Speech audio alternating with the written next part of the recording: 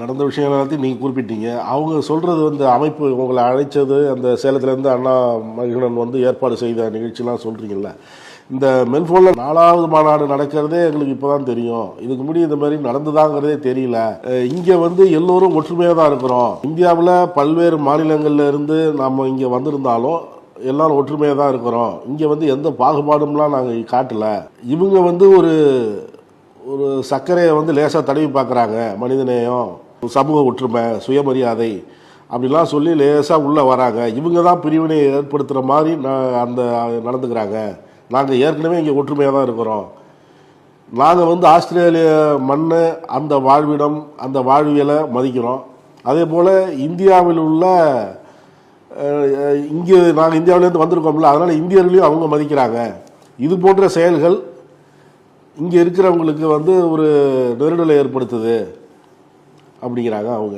அதாவது நீங்க பாத்தீங்கன்னா இந்த வலதுசாரிகள் அப்புறம் இந்த வடக்கு இருக்கக்கூடிய ஒரு 2-3 மாநிலங்களில் இருந்து ஆஸ்திரேலியா, மேற்கத்திய நாடுகளுக்கு சென்றவர்கள் எல்லா இடங்களிலுமே இவர்களால் பிரச்சனைகள் இருக்கிறது.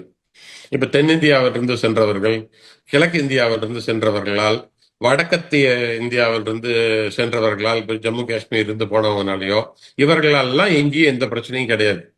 ஆனால் இந்த ஹிந்தி பெல்ட்னு சொல்லக்கூடிய இந்த ஹார்ட்லாண்டுன்னு சொல்லக்கூடிய பகுதியிலிருந்து சென்றவர்கள் எங்கே சென்றாலும் நீங்க கனடால இப்ப கூகுள் பண்ணி படிச்சு பாருங்க, பெரிய ஆர்டிகிள் வந்திருக்கு. அமெரிக்கால வந்திருக்கு, வெஸ்டர்ன் யூரோப்ல வந்திருக்கு, இப்ப ஆஸ்திரேலியால வந்திருக்கு. ஆறுகளை பொல்யூட் பண்ணுவது, ஆறுகளுக்குள்ளே கொண்டு போய் அமாவாசை அன்னைக்கு போய் நாங்க தர்ப்பணம் கொடுக்குறோம்னு சொல்லிட்டு அந்த ஆறுகளிலே கொண்டு போய் அத்தனை குப்பையும் உள்ளே கொட்டுவது, அதையெல்லாம் யூஎஸ்ல என்வாயர்மெண்ட் ப்ரொடெக்ஷன் ஏஜென்சி அவங்க ரொம்ப தெளிவாக அவர்கள் ஆறுகளை, அவர்கள் குளக்கொட்டைகளை, இயற்கையை பாதுகாக்க வேண்டும் என்பதற்காக அவர்கள் பாதுகாத்து வைத்திருக்கிறார்கள்.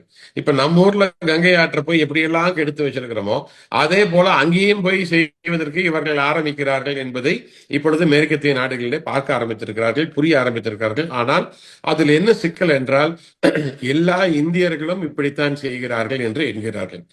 நம்ம இப்ப என்ன சொல்ல வர்றோம்? அப்படி கிடையாது. இவங்க சொல்றாங்க இல்லைங்களா, ஒற்றுமையா இருக்கும், ஒற்றுமையா இருக்கும்.